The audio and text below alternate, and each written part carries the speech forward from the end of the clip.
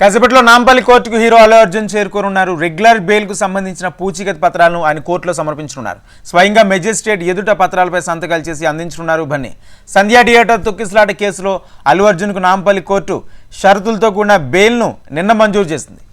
50,000 రూపాయల చొప్పున 2 పూచీకత్తులు సమర్పించాలని ఆదేశించింది. సాక్షులను ప్రభావితం చేయొద్దని, కేసును ప్రభావితం చేసేలా వ్యాఖ్యలు చేయొద్దని స్పష్టం చేసింది. అలాగే 2 నెలల పాటు ప్రతి ఆదివారం చిక్కడపల్లి పోలీసుల ఎదుట వ్యక్తిగతంగా హాజరు కావాలని షరతు విధించింది నాంపల్లి కోర్టు.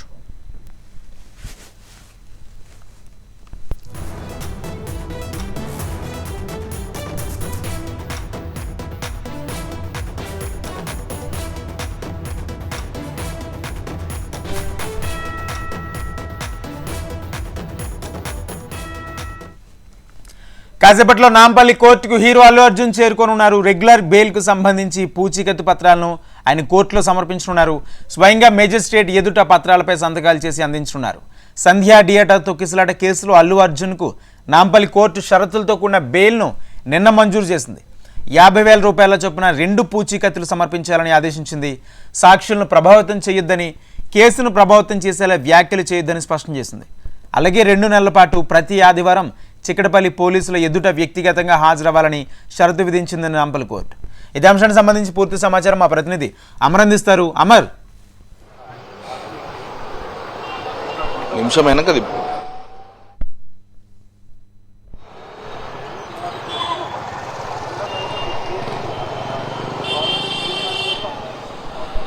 అమర్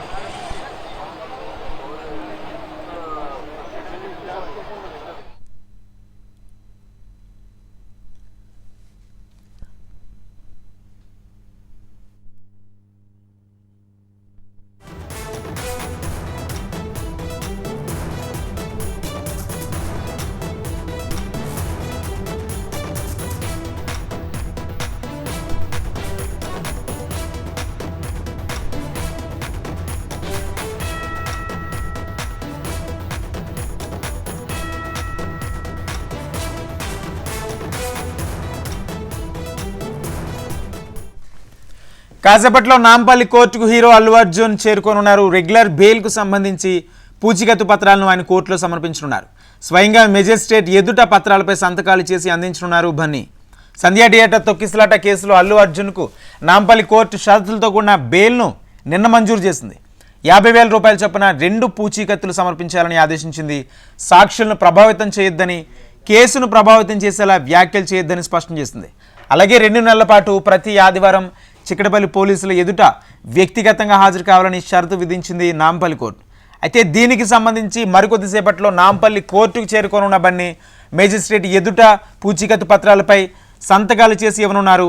ఆ తర్వాత ప్రతి ఆదివారం కండిషన్ ప్రకారం చిక్కడపల్లి పోలీసుల ఎదుట హాజరు కావాల్సి ఉంటుంది. ఇదే అంశానికి సంబంధించి పూర్తి సమాచారం మా ప్రతినిధి అమర్ లైవ్ ద్వారా అందిస్తారు. అమర్, చెప్పండి, మరికొద్దిసేపట్లో అల్లు అర్జున్ చేరుకున్నట్టు కూడా తెలుస్తుంది. పూర్తి అప్డేట్స్ ఏంటి?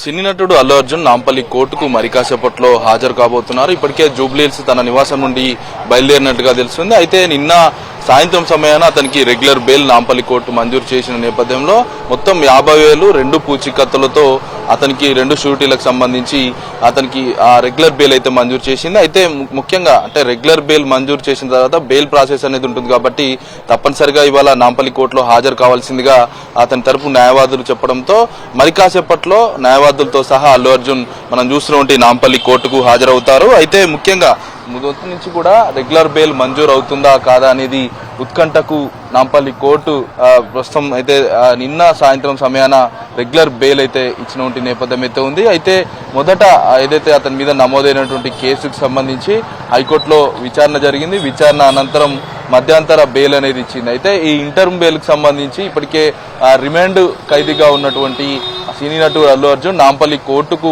తప్పనిసరిగా హాజరు కావాలి కాబట్టి అతను ఇక్కడికి వస్తే సెక్యూరిటీ ప్రాబ్లమ్స్ ఉంటాయని వర్చువల్ గా 2 సార్లు జరిగినటువంటి విచారణలో హాజరైన నేపథ్యం అయితే ఉంది. అయితే రెగ్యులర్ బెయిల్ ఇవ్వాలంటూ తన మీద నమోదైనటువంటి సెక్షన్ 105 పూర్తిగా విరుద్ధం అంటూ ఇటు ప్రత్యక్షంగా పరోక్షంగా ఎక్కడ కూడా రేవతి మృతికి కారణం కాదంటూ కూడా అల్లు అర్జున్ తరపు న్యాయవాదులు సుదీర్ఘంగా వాదనలు వినిపించారు. అల్లు అర్జున్ తరపున న్యాయవాదులు ఇచ్చినటువంటి ఏదైతే వాదనలకు సంబంధించి వాదనలకు ఏకీభించిన తర్వాత నాంపల్లి కోర్టు రెగ్యులర్ బెయిల్ అయితే మంజూరు చేసింది. మొత్తం షరతులతో కూడా బెయిల్ మంజూరు చేయడం ప్రస్తుతం మరి కాసేపట్లో ఇక్కడికి ఆ షరతులకు సంబంధించి ఆ పత్రాలు ఏవైతే ఉంటాయో బెయిల్ పత్రాలకు సంబంధించి పూచికత్తు మీద వాటి సంతకాలు చేయాలి కాబట్టి తప్పనిసరిగా నాంపల్లి కోర్టుకు రావాల్సి ఉందని ఇప్పటికే న్యాయవాదులు చెప్పడంతో, అంటే ఇప్పటికే 2 సార్లు రిమాండ్ ఖైదీగా ఉన్నటువంటి అల్లు అర్జున్ సంబంధించి 2 సార్లు ఆ పూచికత్తుకు సంబంధించి ఇప్పటికే 50,000 బెయిల్ సంబంధించి 50,000 పూచికత్తు ఇచ్చిండ్రో దానికి సంబంధించిన బెయిల్ పత్రాలపైన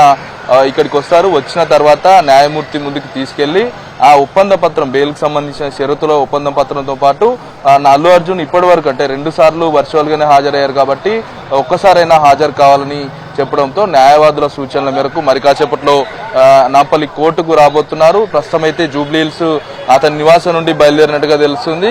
అల్లు ఎంటర్టైన్మెంట్ కు జూబ్లీహిల్స్ చేరుకున్న తర్వాత న్యాయవాదుల్ని తీసుకొని నేరుగా నాంపల్లి కోర్టుకైతే రానున్నారు. అయితే ముఖ్యంగా చూసుకుంటే 50,000 పూచికత్తు ఏదైతే ఉందో ఆ పూచికత్తుకు సంబంధించి 2 షూటీలు కూడా పెట్టింది కాబట్టి ఆ బెయిల్ పత్రాలన్నిటి కూడా ఏదైతే న్యాయమూర్తి ముందు అల్లు అర్జున్ హాజరవుతారో హాజరైన తర్వాత ఇక్కడ సంతకాలు చేసిన తర్వాత బెయిల్ ప్రాసెస్ అనేది సజావుగా జరిగిన తర్వాత అతను మళ్ళీ ఇక్కడి నుంచి బెయిల్ ప్రాసెస్ అంతా పూర్తయిన తర్వాత ఇక్కడి నుంచి వెళ్ళిపోయి మళ్ళీ జూబ్లీహిల్స్ కి అయితే వెళ్ళిపోతున్నారు. అయితే హైకోర్టు మధ్యంతర ఉత్తర్వుల నేపథ్యంలో ఇప్పటికే సుదీర్ఘంగా వాదనలు ప్రస్తుతం మీద కొనసాగాయని చెప్పుకోవచ్చు. అయితే రెగ్యులర్ బెయిల్ కు సంబంధించి ఇవ్వాలని న్యాయవాదులు పట్టుబడడం, దీనికి న్యాయమూర్తి ఏకీపించడంతోనే రెగ్యులర్ బెయిల్ అయితే మంజూరైంది. అయితే ప్రతి ఆదివారం 2 నెలల పాటు తప్పనిసరిగా చిక్కడపల్లి పోలీసులు ఎదుట విచారణకు హాజరు కావాలనేది ఇప్పటికే న్యాయస్థానం తీర్పు ప్రకటించింది కాబట్టి ఈ ఆదేశాలను తప్పనిసరిగా ఫాలో కావాలనేది అల్లు అర్జున్ కి చెప్పడం, ఆ తర్వాత అల్లు అర్జున్ దగ్గర నుంచి బెయిల్ ప్రాసెస్ సంబంధించిన పేపర్లపై సంతకాలు అయితే మరి కాసేపట్లో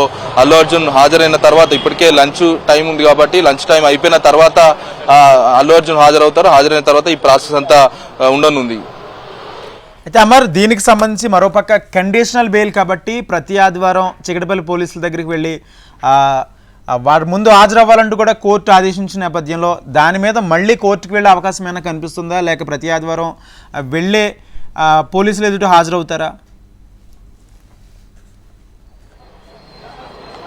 రాజేంద్ర, ఇది రెగ్యులర్ బెయిల్ కావడంతో తప్పనిసరిగా షరతులు వర్తిస్తాయి కాబట్టి షరతులు తప్పకుండా ఫాలో కావాలి. కాకుంటే మాత్రం పోలీసులు కంటెంప్ట్ కింద మరోసారి పోలీసులు అయితే కోర్టుకు వచ్చే అవకాశం అయితే కనబడుతుంది. ఎందుకంటే ఇప్పటికే గత విచారణలో చిక్కడపల్లి పోలీసులకు ఎదుట ఒకసారి విచారణకు హాజరయ్యారు. 3.5 గంటల పాటు అల్లు అర్జున్ ని విచారించిన పోలీసులు 20కి పైగా ప్రశ్నలు సంధించారు. అల్లు అర్జున్ ఈ ఘటనకు సంబంధించి సంధ్యా థియేటర్ ఘటనలో రేవతి మృతి చెందడానికి ప్రధాన కారణం అంటూ ఇప్పటికే ఒకవైపు పోలీసులు చెప్తా ఉన్నారు. ఎందుకంటే ఇక్కడ సెక్యూరిటీ రీజన్ సంబంధించి ముందస్తుగా పోలీసులకు సమాచారం ఇవ్వకపోవడం, దీనివల్లే రేవతి మృతి చెందింది. ఇందులో బౌన్సర్లు కూడా కీలక పాత్ర. ఎందుకంటే బౌన్సర్లు దగ్గరుండి ఇటు అల్లు అర్జున్ దగ్గరికి రాకుండా తోపులాట వాళ్ళ దగ్గరికి వచ్చే వారందరూ కూడా తోసేయడంతోనే ఇలాంటి ఘటనలు జరగడంతో ఇప్పటికే బౌన్సర్లకు సంబంధించి ఆంటోనీ అనే ఏజెన్సీ వ్యక్తిని ఆంటోనీ కూడా అదుపులోకి తీసుకుని ఒకవైపు విచారిస్తా ఉన్నారు. ముఖ్యంగా ఈ ఘటనకు సంబంధించి ఇప్పటికే ఇతనికి వర్తించదు, అంటే అల్లు అర్జున్ కి ఈ కేసు వర్తించదు, సెక్షన్ 105 ని వెంటనే క్వాష్ చేయాలంటూ ఒకవైపు